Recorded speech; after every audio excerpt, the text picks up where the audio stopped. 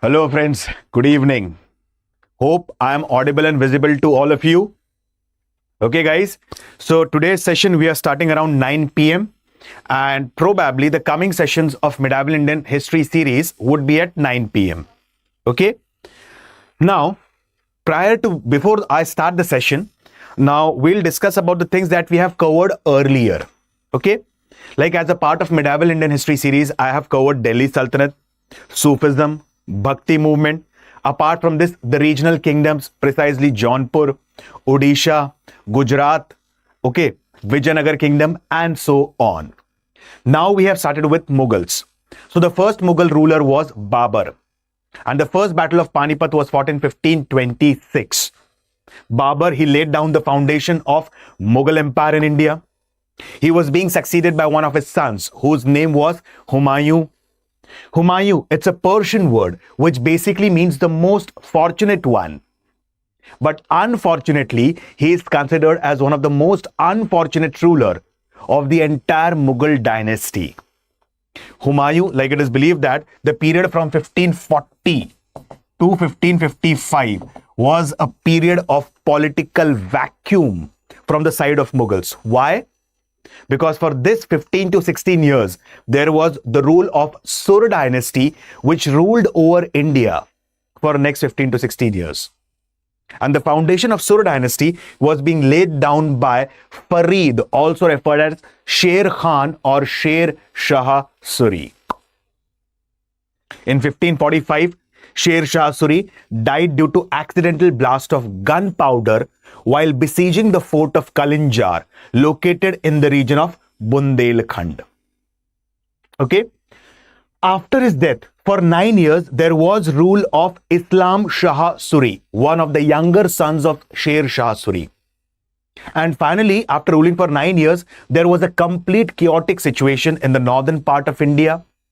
And seeing this as an opportunity, Humayun attacked here with the help of a Persian emperor and one of his regents, whose name was Bairam Khan, and again laid down the foundation of Mughal Empire in India after a span of 15 to 16 years. Or we can say after the gap of 15 to 16 years. When Humayun was in exile, he had married Hamida Banu Begum at Amarkot, and he had a son named as Jalaluddin Muhammad Akbar. When Humayun died in 1556, many historians do believe that his son was 13 to 14 years of age.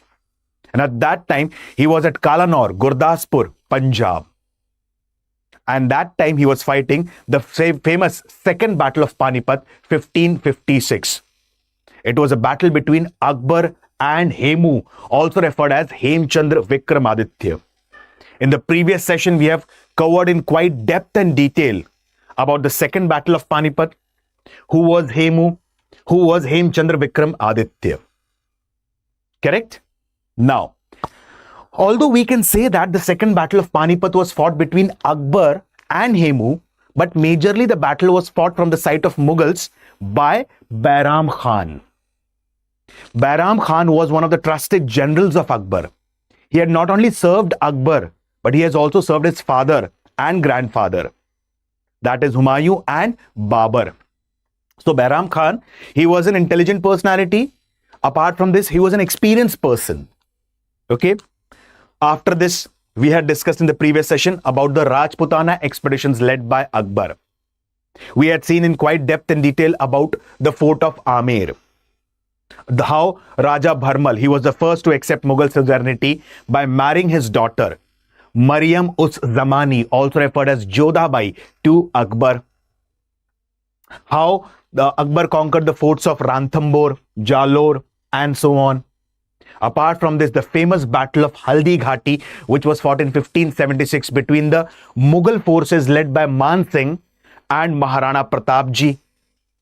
Another important battle that we had discussed in the previous session was Battle of Dever, fought on the day of Vijayadashmi in 1582.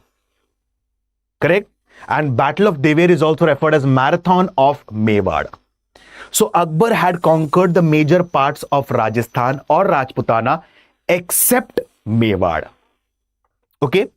In today's short session, we are going to discuss about the other expeditions that were being led by Akbar.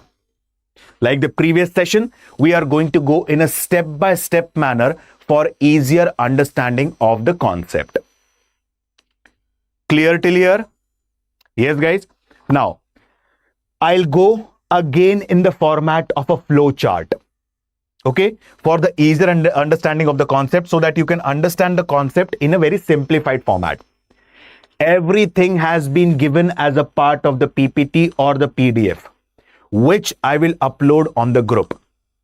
The aspirants, those who are new to the platform, can join the group history_Alok Ojha. It's a Telegram channel. And from there, you can download all the PDFs, not only of the medieval Indian history, but of the ancient Indian history, modern Indian history, and so on. Okay, guys? So now let's understand about the expeditions led by Akbar. We'll discuss about the expedition led in the region of Malwa, Gujarat, then Gondwana region. Then there is another hidden battle mentioned in very few books, or rather than saying few books, rarely mentioned in the books. Battle of Thanesar, 1415-67. Okay, then Kabul, Kashmir, and so on. So today's session won't be a much lengthier session. Please stick in the video till the end for easier understanding of the concept. For better understanding, I'll be using the flow charts. And I repeat again, everything has been provided as a part of the PDF or the PPT. Okay? Now let's understand about the expedition of Malwa. Okay, which was approximately around 1561-1562. Now, let's understand in a flowchart manner. Malwa, it has a strategic importance. And right from the start itself, from the time of Delhi Sultanate, I have been telling you one thing, that Gujarat and Malwa were of prime importance. Why? Gujarat had a very vibrant trade since the ancient time. Go back to the era of Indus Valley civilization. Gujarat had different regions like Dholavira, Lothal, Surkotada. And they had very vibrant trade at that time with the Mesopotamian civilization. Hence, majority of the rulers, precisely during the time of Delhi Sultanate and Mughals, majorly focused on the region of Gujarat. And second, Malwa. Malwa, it is a gateway to South India. It opens the door of South India. Like if you go with the geographical map of Madhya Pradesh, the northern part is referred as Bundelkhand. The southern part is referred as Nimad, which covers the districts of Burhanpur, Khandwa, and so on. Eastern part is referred as Baghelkhand. And the western part is referred as Malwa. Dhar, Mandu, Ujjain, Indore, okay, Neemuch and Mandsaur are referred as extension of Malwa. So this is the region of Malwa. Okay. Now, as I've told you, Malwa opens the door of South India and it is strategically very important. At that time, the ruler of Malwa was Baz Bahadur. And I have also talked about the love story of Baz Bahadur. Okay. Like it is believed that Baz Bahadur, he was a ruler of Malwa, precisely ruling in the region of Mandu, which is also referred as Shadiabad or City of Joy. And he was very fond of music. Once upon a time, he goes into jungles for hunting. And he hears a very beautiful voice of a flute being played. And he starts moving in the direction of that voice. And as soon as he, reaches the place, he saw a very beautiful girl. She was playing that flute. And she was a shepherdess. And he was so much fascinated by the beauty of that girl that he immediately proposed her for marriage. The girl was like, I am a normal shepherdess. You are the sultan. You are the king. How is it possible that I'll marry you? In that case, Baz Bahadur, he says that if you're ready to accept the marriage, I'm ready to marry you, irrespective of the social background that you have. She put one condition in front of Baz Bahadur, that I want a water canal to be channelized into my palace from river Narmada. If you visit a place called as Mandu, or in the fort of Mandu, you will observe a small historical place called as Riva Kund. It was being constructed by Baz Bahadur for Rani Roopmati. Okay. Now Baz Bahadur, he married Rani Roopmati. He constructed Riva Kund. As per many historians, he was not a disciplined ruler. He was not an able administrator. And this was seen as an opportunity in 1562 by Akbar to conquer the region of Malwa. At that time, Akbar dispatched one of his foster brother whose name was Adam Khan. In the previous sessions, we had discussed in quite depth and detail who was Bairam Khan, the regent, who was the foster mother of Akbar, Mahama Anga, who was Adam Khan, the foster brother of Akbar. We had discussed in quite depth and detail. Okay, so Adam Khan, like apart from being the foster brother of Akbar, he was also one of the able military commanders of Akbar. Okay, now what did Akbar do? In that case, he dispatched his brother Adam Khan. And as I've told you, the ruler of Malwa, Baz Bahadur, he was completely incompetent ruler. He hardly cared about the administration. Or we can say that he was not serious about the administration. So, he dispatched Adam Khan. Baz Bahadur initially fought the battle away from the capital city at a place called as Sarangpur, which is approximately 15 to 20 kilometers away. In that case, Baz Bahadur lost against the Mughal forces led by Adam Khan. And Baz Bahadur, he fled away from the battlefield. Correct? His wife, Rani Roopmati, she knew about Adam Khan, that Adam Khan was not a good person, because even when this person, Baz Bahadur, he fled away from the battlefield at Sarangpur, Adam Khan had created a general massacre in that region. He had attacked the harems of Baz Bahadur, killed many women, killed many persons at that time. And Rani Roopmati, she consumed poison and committed jauhar. Okay?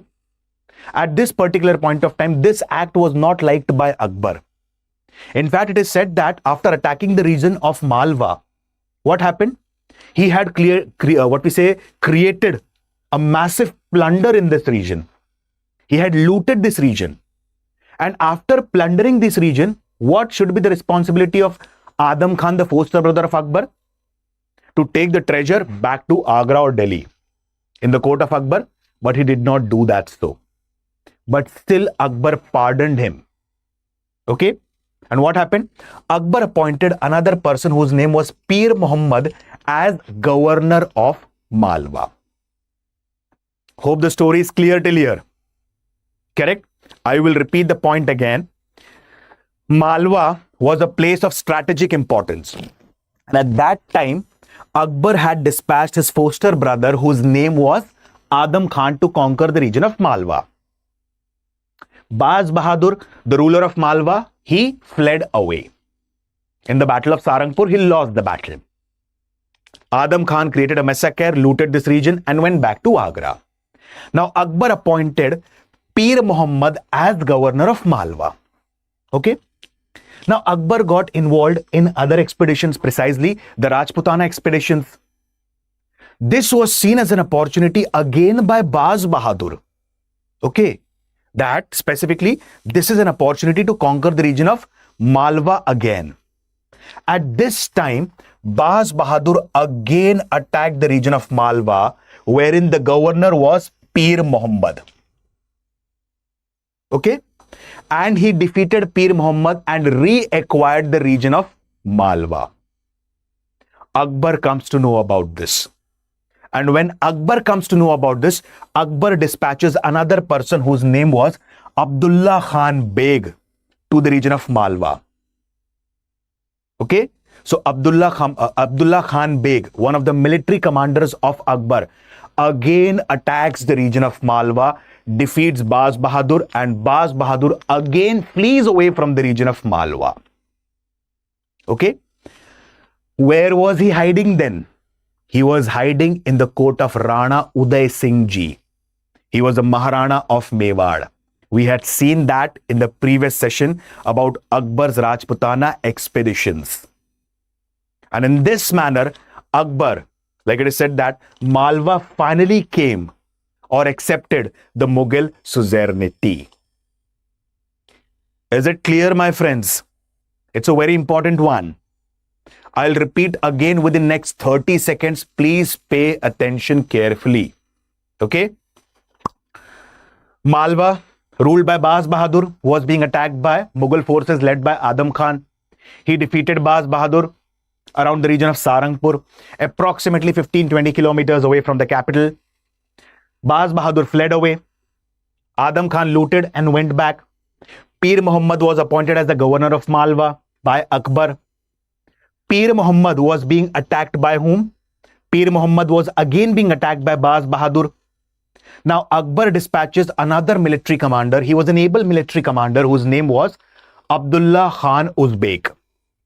And Abdullah Khan Uzbek, he defeated Baz Bahadur, and Baz Bahadur finally flees away again from the region of Malwa.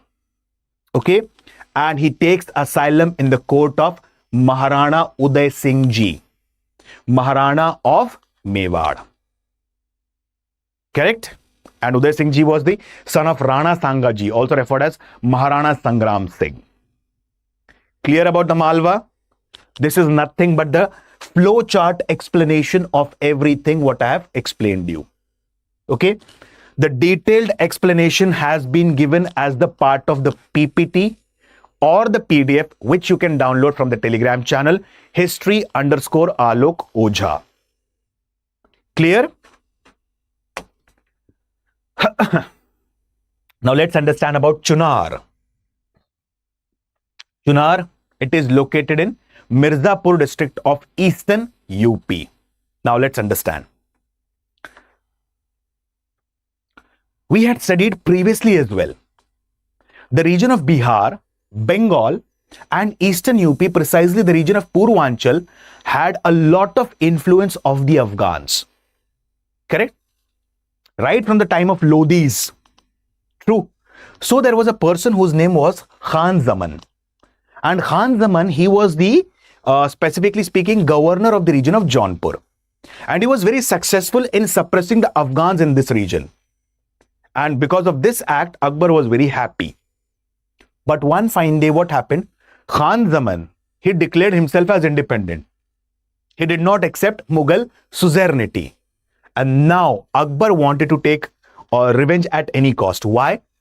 Because if all the governors starts declaring independent, in that case, the entire Mughal empire will get fragmented. True? So what happened at this point of time? At this point of time, again Akbar dispatched one of his able governor whose name was Asaf Khan to suppress Khan Zaman. He suppressed him. He conquered the fort of Chunar. Although Khan Zaman was being pardoned by Akbar again. So the region of Chunar, again it came under whom? The Mughals. So hope you understood the Malwa. Hope you understood Chunar. Now let's understand about the Gondwana. Again within next 2 minutes. Okay guys? Gondwana. Specifically this region, I'm speaking about the region of Madhya Pradesh. Okay? Central India. So Madhya Pradesh, it encompasses the district of Garhmandla, Betul, certain parts of Jabalpur and so on. And here the ruler was Veer Narayan. And the de facto ruler was his mother, whose name was precisely Rani Durgavati. She was the Chandela princess of Mahoba, located in UP. Okay, and it is also the part of Bundelkhand. Now Gondwana was of strategic importance. Like specifically speaking, Akbar did not had any personal animosity with Rani Durgavati ji or whom? Veer Narayan. But in that case, this was nothing but pro-imperialistic approach that was being followed by Akbar. Correct? Like as discussed earlier, Akbar had followed the policy of attacking the forts of the Rajput rulers. Okay? Apart from this, he had entered into the policy of matrimonial alliances with many Rajput rulers. And the third important aspect that he followed was the policy of brutal imperialism, if they do not submit to the Mughal suzerainty. So the conquer of the region of Gondwana was nothing but the pro-imperialistic approach followed by the Mughals. Okay? Now what happened? At this particular point of time, Veer Narayan and Rani Durgavati ji were being attacked by the Mughals. And initially, Akbar attacked the region of Chauragarh, which is located presently in Narsinghpur district of Madhya Pradesh. Now, Veer Narayan ji, he got severely wounded. His mother, Rani Durgavati ji, she also got severely wounded. But at that particular point of time, on the insistence of nobles, Veer Narayan moved away from the region of Chauragarh. Okay? And at that time, specifically, he withdrew from the region of Chauragarh. And Rani Durgavati ji, she stabbed herself using a dagger because she believed that rather than dying at the hands of the Mughals, I'll kill myself. So the entire region of Gondwana now again came under the Mughals. Hope the point is clear. Correct? So I repeat, we had discussed about how the forces of Akbar had conquered the region of Malwa. Apart from this, how they had conquered the region of Chunar. How they have conquered the region of central India, precisely referred as Gondwana. And after this, it is believed that Rani Durgavati ji, she committed specifically suicide by stabbing herself. Clear? Moving ahead. Battle of Thanesar, 1415-76. Actually, this is not a battle. We can say this as a skirmish. Okay. And like I'll give you a very small example. These are one among the hidden battles in the books of history. Like I had given you one of the finest example about the hidden battle in the books of history about the Battle of Dever, which was fought between the Mughal forces and the forces of Maharana Pratap ji and Maharana Amar Singh ji, the son of Maharana Pratap ji. Correct? Another important battle which is hidden in the books of history is Battle of Gokul. Okay? Like it is believed that approximately 3,000 Naga sadhus like Ahmad Shah Abdali, he had conquered the major parts of Delhi and plundered the regions around Delhi. Then he had moved towards the region of western part of UP and he has plundered the region of Mathura and Vrindavan. And now he was moving further towards the region of Gokul. Like 30,000 soldiers of Ahmad Shah Abdali were being defeated by 3,000 Naga sadhus. And this is referred as Battle of Gokul, hidden in the books of history. And this historic battle was fought in 1757, approximately. So there is another historic battle which is referred as Battle of Thanesar, which was fought in 1567. Now, what is this battle all about? Let's understand. Thanesar, it is located in the region of Haryana. Okay. Now, precisely speaking, Akbar, he was on his Rajputana expedition and he was halting by a riverside, by the side of a spring. And he was halting at that place for approximately 7 to 8 days. Okay. And the spring, it was located like on the banks of the river Saraswati or Ghaggar. Now the forces of Akbar, they started observing one thing, that there were certain group of sadhus or sannyasis, they used to come and it was scorching heat of summer. Okay guys. These sadhus or sannyasis used to come in the spring, they used to take the holy dip and they used to go back. Okay. By the evening, like initially it was said that there was one batch of sadhus, rather than saying one batch of sadhus, one group of sadhus who took a holy dip initially in that region. Okay. By the evening, second group of sadhus, they came up here and started taking the holy dip in the Saraswati or Ghaggar river. Now Akbar was very suspicious about this because initially there was one sadhu followed by 10 sadhus followed by 20 sadhus. Now there were hundreds and thousands of sadhus who were taking a holy dip in river Ghaggar or Saraswati. Okay. Now Akbar was camping in that region and he was planning an attack on the region of Mewar. We had discussed previously Maharana Uday Singh ji and so on. Jaimal, everything we had discussed in quite depth and detail. In very simple words, he was planning an attack on the region of Mewar.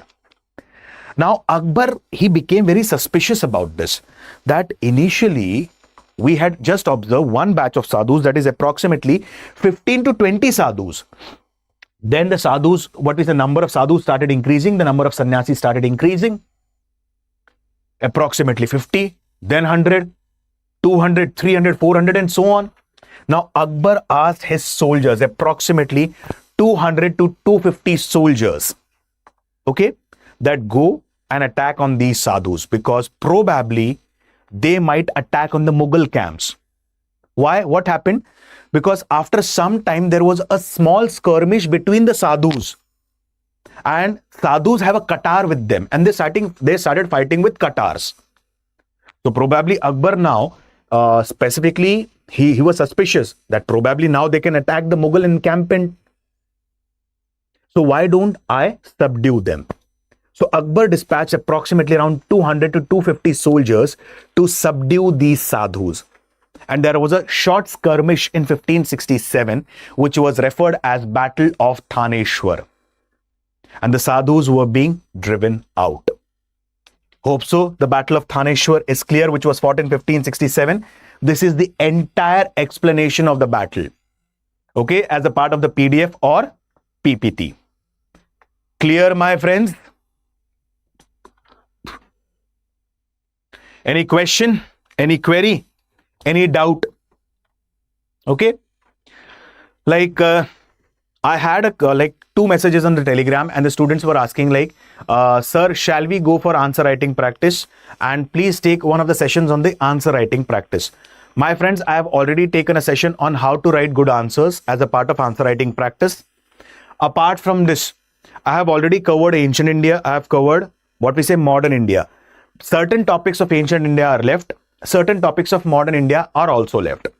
I'll be covering that topic after covering the part of specifically what? Medieval India. Okay. Please practice answer writing on daily basis. As a part of the paid batches that we are going through right now, I do answer writing practice on daily basis. Compulsorily, as a part of this, I give question to the aspirants. They write the answers and they send me on the Telegram. I give them the genuine feedback, like what needs to be improved, what parts need to be worked upon, and so on. Okay, guys. So let's understand about the region of Gujarat. If you remember, we had discussed about Akbar's Rajputana expedition. True? And in that case, I had explained you why the region of Gujarat was strategically important for Akbar, or why it was necessary for Akbar to conquer the region of Mewar. Because, specifically speaking, from the time of the Sur dynasty, okay, the region of Chittor was being connected to the coastal regions of Gujarat.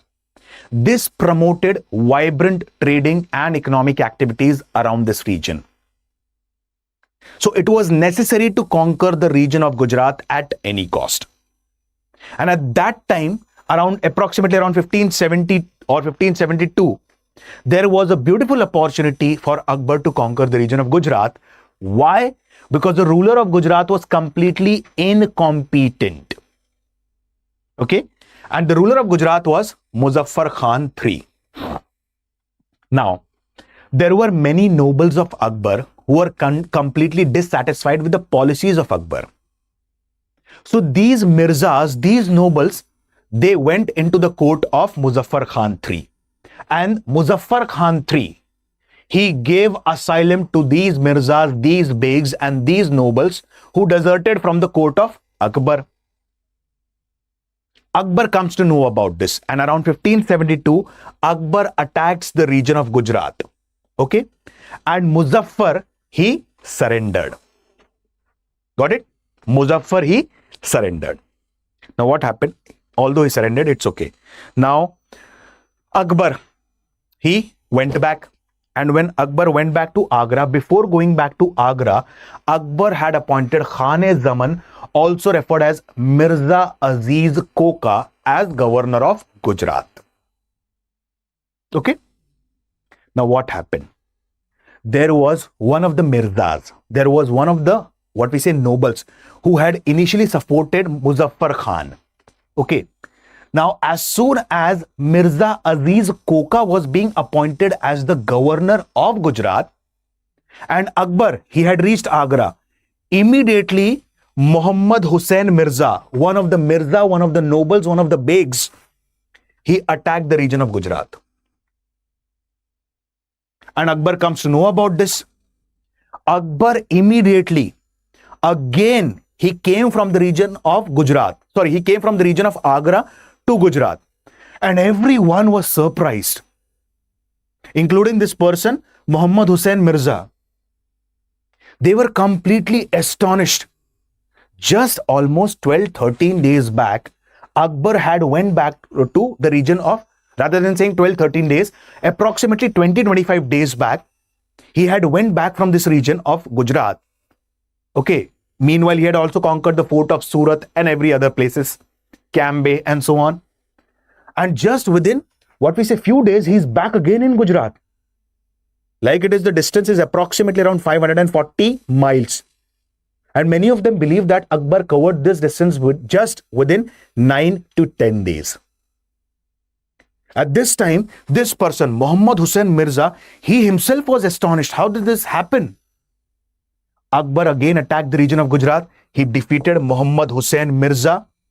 And after defeating him, again, Khan-e-Azam or Mirza Aziz Koka was re-established as the governor of Gujarat. But this time, there was one more person who was appointed in the region of Gujarat. And his name was Raja Todarmal, to take care of the revenue administration in the region of Gujarat. We will study it later, but you might have heard about this. Like there are Navratnas who adorned the court of Akbar. One of the famous one was Raja Birbal, also referred as Mahesh Das. Correct? So one of them was Raja Todarmal, who is known for one of his land revenue system, also referred as Zabti system or Bandobast system. Okay. Hope you understood this entire plot. I have again told you time and again, I am using the flow charts for easier understanding of the concepts. I'll repeat the point again within short. Pay attention carefully. Okay. Muzaffar Khan III was the governor of Gujarat. Completely incompetent. He had given asylum to the rebellious Mirzas, Beygs and nobles from the court of Akbar, who had deserted Akbar. Akbar saw this as an opportunity to attack the region of Gujarat, and Gujarat already had a strategic importance, economic importance. Okay. This person surrendered. Now Akbar, he went back to Agra, and before going back to Agra, he appointed Mirza Aziz Koka as the governor of Gujarat. There was another Mirza, there was another noble whose name was Muhammad Hussain Mirza, who had helped Muzaffar Khan. Okay. So he revolted against this person. And when he revolted against this person, Akbar again came back to the region of Gujarat. It took approximately 9 to 10 days for Akbar to come to the region of Gujarat. He defeated whom? Muhammad Hussain Mirza. And again, what we say, Mirza Aziz Koka was appointed as the governor of Gujarat. Raja Todarmal was appointed as an economic advisor to him. Clear? Okay, let's move further. Everything has been mentioned as a part of the PDF or the PPT for easier understanding of the concept. Okay. So by now we have seen Malwa, Chunar, Gondwana. Okay. Then we have seen about the region of Gujarat and Battle of Thanesar. Moving ahead. Everything has been mentioned, my friends here. Now let's understand about the Bihar and Bengal part. Within short, within next 5 minutes.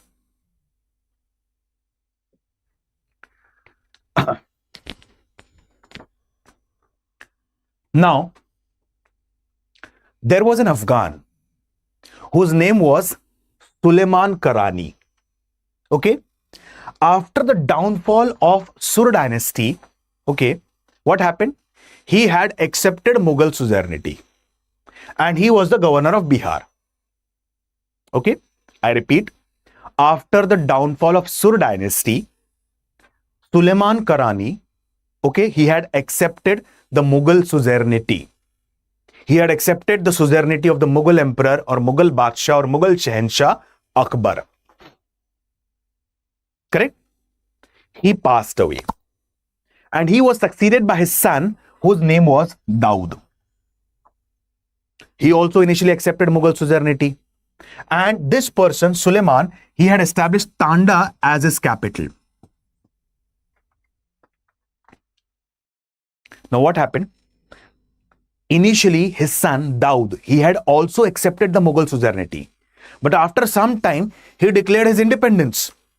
And obviously, when he will declare his independence, the Mughal Emperor Akbar is going to attack. Akbar attacked the region of Bihar around 1574.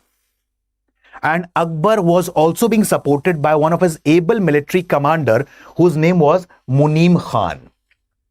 Okay? Akbar attacked the region of Bihar. After attacking the region of Bihar, he occupied the region of Bihar. And this person, Daud, he fled to the region of Odisha. Akbar was supported by one of his able military commander whose name was Munim Khan. So Akbar occupied Bihar. And Akbar knew this, that the person Daud, he has fled to the region of Odisha. So Akbar asked Munim Khan that I am going back to Agra.